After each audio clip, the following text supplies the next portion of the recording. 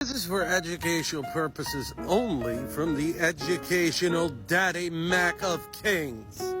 Now, Tiger Bomb, you showed us where you were in the American Airborne Division. You're not a Viking, you're American. Secondly, you just confirmed that they only had strongholds when there were citizens, not when there were soldiers, because they were defeated by the Brits, the French, the Arabs, yes, even the Arabs, and they were quick to surrender. Unfortunately, I have to say this, I understand you are very proud of your ancestors, but you can't change history. It's not educational if it's based on misconceptions. So this video will be for deeply satisfying and educational purposes. Now then, I wasn't merely just showing off with that highly advanced bodyweight exercise. You might recognize it from Rocky IV. I had the misconception that Mr. Stallone invented that, but it was in fact invented by Bruce Lee. A misconception, and a sly little way to give you boopsies with my tootsies in the shot. I like layers, yeah. Speaking of layers, the word Viking has many. The way in which you used it is a bit pejorative and ignorant. Let's fix that. As you can see, Vik comes from Old Norse. It simply means fjord, inlet, or bay. Therefore, people from the inlet, fjord, or bay. I grew up right here in Michigan. That's a bay. Now then, Merriam-Webster defines it as a pirate, trader, or settler. And I think we should petition to have the Vik added. But more importantly, it says of Scandinavian descent. There are many misconceptions with this. Our DNA is all over the world, even your country of origin. Not that that's important. My grandmother was born in Oslo and settled here in the USA. I am also a tradesman by occupation, trading my artisan skills for goods, services, and currency. And I settled in Indiana. And yes, I did serve in the 82nd Airborne. All Americans, as you said. You did some research. Good for you. You landed one. It's an extremely elite unit, hence the Red Beret. A bit like the Jomsvikings. Yes, elite mercenaries. No, I wasn't a mercenary. But I did go raiding with the US government for resources. For you. Oh, I'm sorry. They refer to it as war. Or world police. I don't know, there's a lot of misconceptions with that too. They kind of intentionally redefine and misconstrue it at their leisure. But is this not raiding? Is oil not a resource?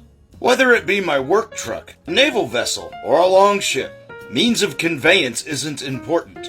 Now then, what's important is the misconceptions that come along with your framing of my Nordic ancestors, and how it applies today that you take for granted. From names of places to traditions. Let's get into that. Were you aware that scholars speculate the Norse oath ring is the precursor to your modern-day wedding ring? We had a ceremony for marriages and everything that predates Christianity and justice of the peace that now rate us today for it. This is my friend the Jolenbach, what you would call a Christmas tradition in my family. Meh. You would move the birth of your Savior to our solstice. We would influence it from there. In fact, we have influenced several holidays. Now corporations rate us.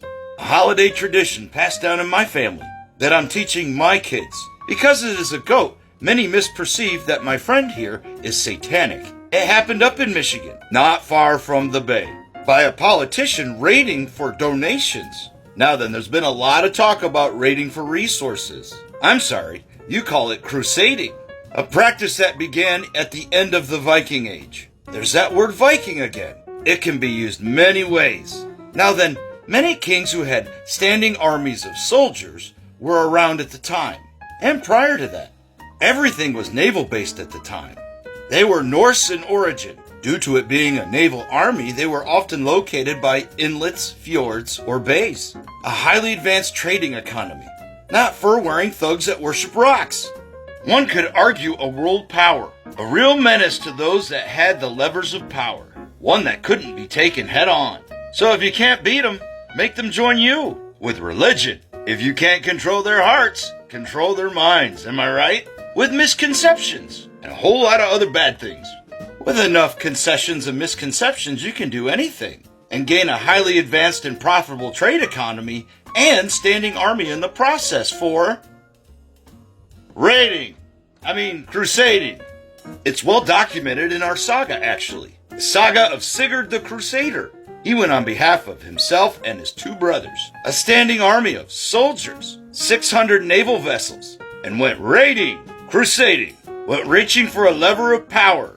Because kings are not representatives of their people, many of the ancestors would move or flee from these Christianical tyrants, and that often meant setting down roots in Iceland. So I would argue that your crusades are just an appeasement of our raiding and now your misconception.